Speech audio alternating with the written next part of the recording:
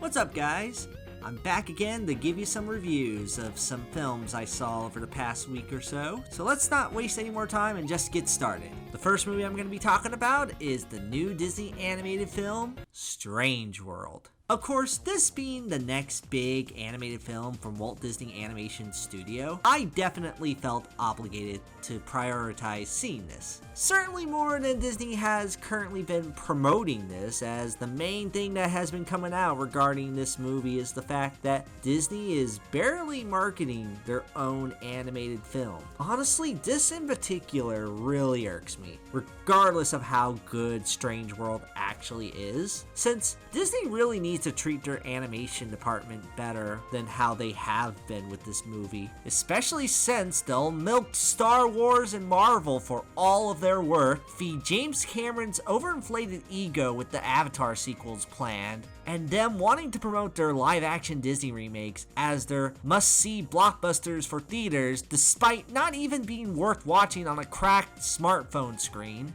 Yet, here's an original, non-sequel, non-remake related film from their animation studio. You know, the thing that made it so Disney was able to exist in the first place? And Bob Chapek is just looking at it like, I don't know, animation is stupid. No wonder why this dude got fired like a week ago. Anyway, I thought Strange World was honestly kind of fun. Strange World is a neat little throwback to a different kind of Disney film. We don't see them do that often. Rather than being a musical, this is a film that serves as a big adventure film about the story of Searcher Clade going on this journey with his family, including his son Ethan, and he ends up reuniting with his long-lost father, and thus hijinks ensues. The film sets itself up as this big classic adventure, and you can tell as this film has gotten some comparisons to films like Atlantis, Treasure Planet, and to a lesser extent Up, with how it strives to be this journey in a fantastical sci-fi world. In a way, it's really neat to see Disney do something like this, as the film does a good job setting up how this could be a fun time. There's a lot of visually cool designs from an animation's perspective, and this film even has some really fun callbacks to Disney-style adventures. One of the characters even has a theme song that's straight up in the style of a very classic macho Disney song that you would occasionally hear in movies from the 50s and 60s. It does have a clear set focus on adventure, although admittedly that does come to a detriment, as this film is very fast-paced. In fact, arguably too quick. The film constantly jumps around and goes to set piece, with the characters having some back and forth during those sequences. In a way, this isn't too bad because this does make the film get to the point fairly quickly, and constantly tries to be engaging by showing all these new set pieces. Yet, at the same time, it doesn't give a whole lot of breathing room to let some of these characters feel a bit more fleshed out, or for the dramatic moments to have more of an impact. They do later on, but it almost comes a little too late, as I think some of these scenes could have benefited a bit more by having these characters feel more developed, or have a greater sense of what they're witnessing is truly incredible. This isn't to say that I didn't like any of these characters, because for as simple as most of them are, I did find myself liking this cast. I found Yeager and Searcher Clade to be very charismatic, and I think it's due to their actors, Dennis Quaid and Jake Gyllenhaal, keeping up with these characters' energies. Their conflict is ultimately based on generational trauma, but it still works well for seeing these characters have their good moments and seeing the attempt of Searcher trying to be a good dad to his son Ethan. Which, I'll give them props that even though this is Disney's 15th first gay character, Ethan does have some legit merit to him.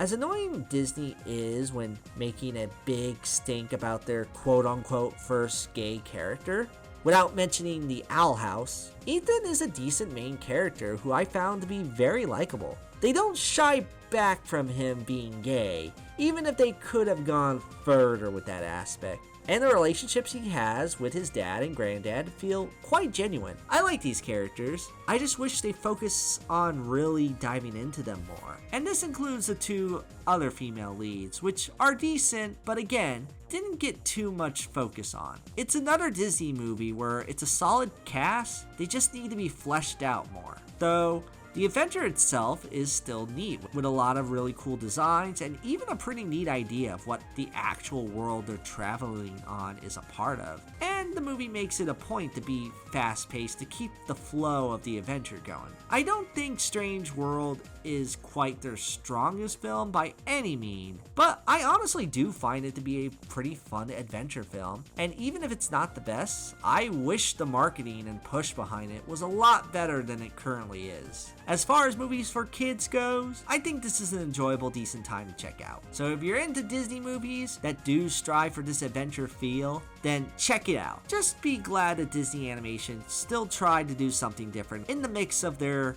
massive live action films for a change.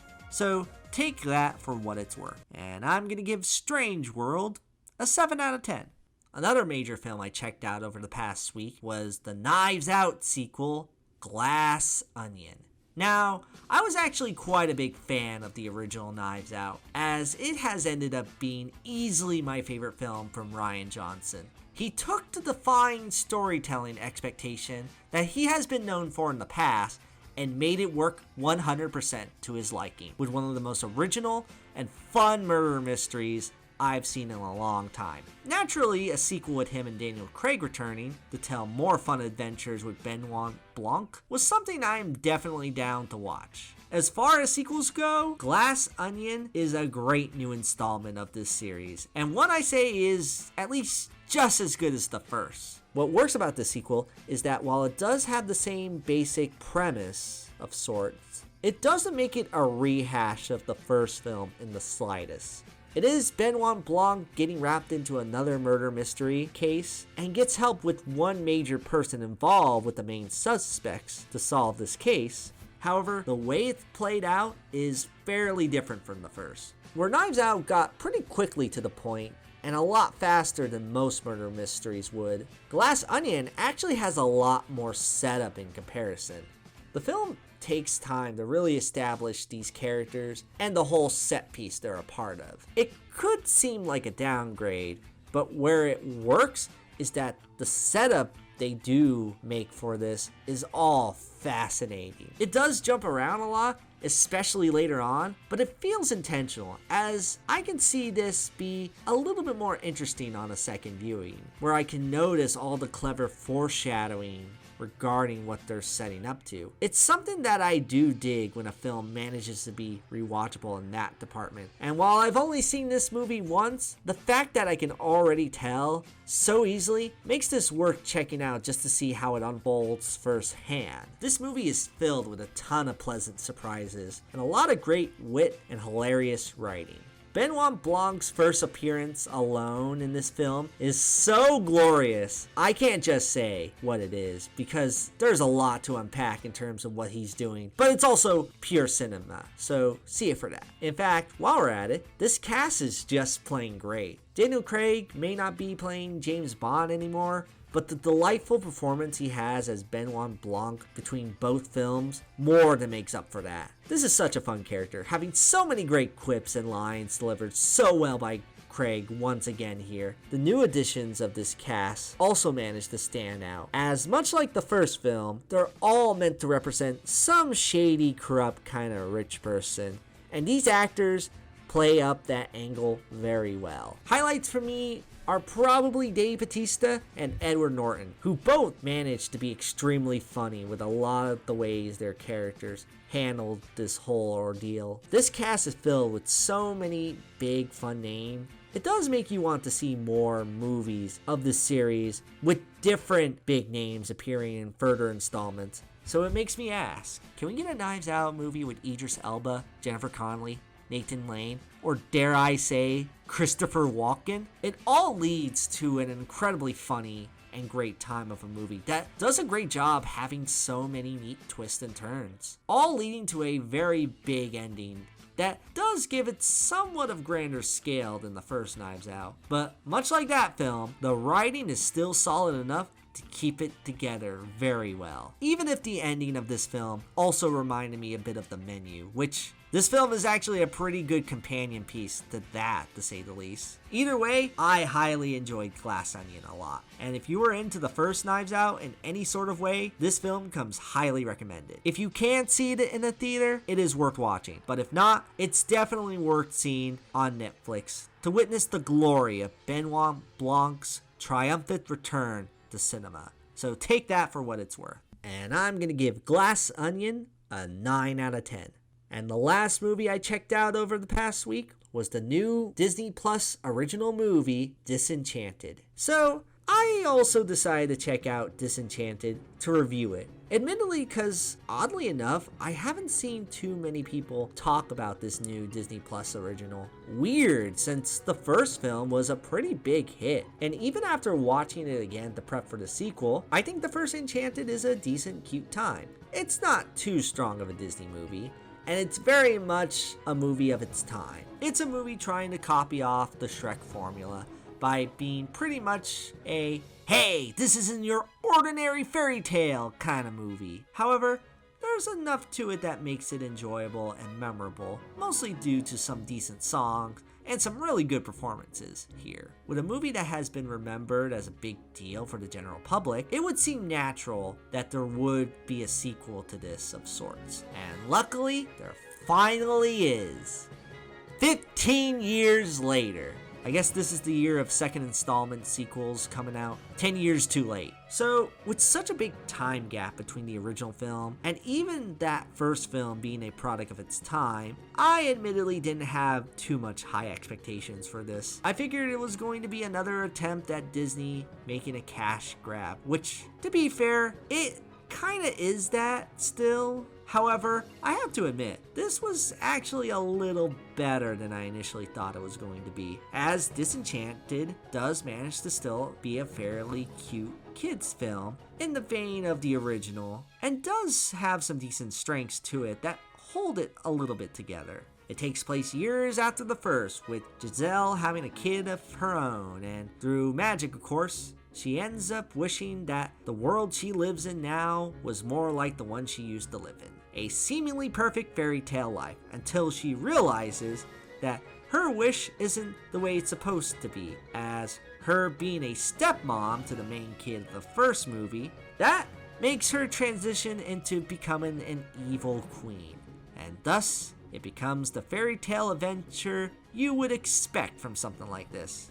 I guess starting out, to give credit where credit is due, Amy Adams is still really good in this role as Giselle. She definitely was a highlight of Enchanted, and that film helped her become the big name she is today. To see her come back to this role is nice, but what makes it a bit interesting is the whole villain angle she tries to flip back and forth from. I gotta say, she was really enjoyable when starting to relish in being an evil character whenever her character turned bad. It was a nice contrast to her regular princess persona with Giselle, as she still gives off the charm she had in the original as well. So it's pretty nice to see that one of the best elements of the first is still really good here. And on that note, there are a few other things that still remain true watching this movie. Not just Amy Adams, but Idina Menzel and 2D animation are still very pretty. And man, this film kinda desperately needs those two more in this. Despite some good effort here and there, the film plays it more or less straightforward in a typical trying to make fun of fairy tale tropes with not a lot of variation from the first film. Still admittedly better than expected, because this movie surprisingly restrains itself from constantly acknowledging the fact that it's a Disney movie. You don't get nearly as many nods as you would for a typical Disney film of this caliber. It's mostly fixated on just fairy tales and the first movie. My theory is Disney blew their whole load on those kind of references with their other Disney Plus exclusive movies from this year. Not to say that this movie is absent from that. I mean, take a guess what's referenced during Idina Menzel's big musical number. Let it grow. Let it glow. I get it. Though, kind of back on that topic real quick, Idina Menzel's song in this is actually quite good and is the highlight of the whole film. And it is mostly due to her powerhouse performance of a voice. But even taking that out of it, the song is fairly nice and the visuals are also decent with some really good 2D animation. As for the other songs, well, they don't really give much of an impression. They're entertaining for the time and not horrible, just kinda been there, done that in a way. There could have been more done with this visually, which is why I wish there was more 2D animation here. Give more opportunities for 2D animators to have work, because I love more so how the characters look in this environment. I know the point of Enchanted is that this is a hybrid sort of film, but I don't know. Take more advantage with the animation aspect. Honestly, I wish this film got more expressive and creative in that manner, because it seemed like there's less 2D here than there was in the first. Also, something else that's lacking compared to the first, a lack of Tom the Cop as the prince. Kind of a bummer, because I honestly enjoy Donut Lord a bit more as this prince who gets with Elsa in the first Enchanted. So to see him taking a bit of a back seat is disappointing when he was one of the highlights of the first film. As it stands, I don't really have that much else to say about Disenchanted. As I mentioned, in some ways, it is better than I thought it was going to be, but it didn't give a huge lasting impression.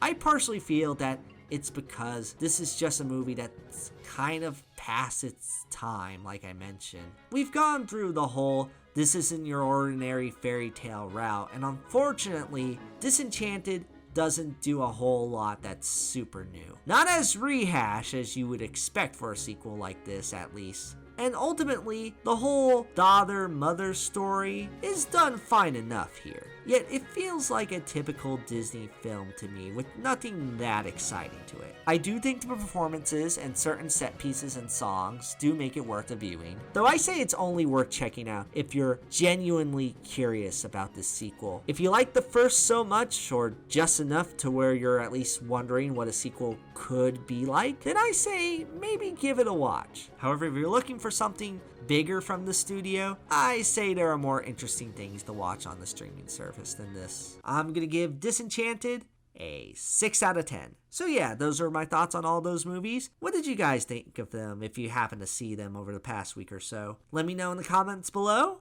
and I'll see you guys again next time. Later. Jaeger played, never heard the meaning of the word afraid.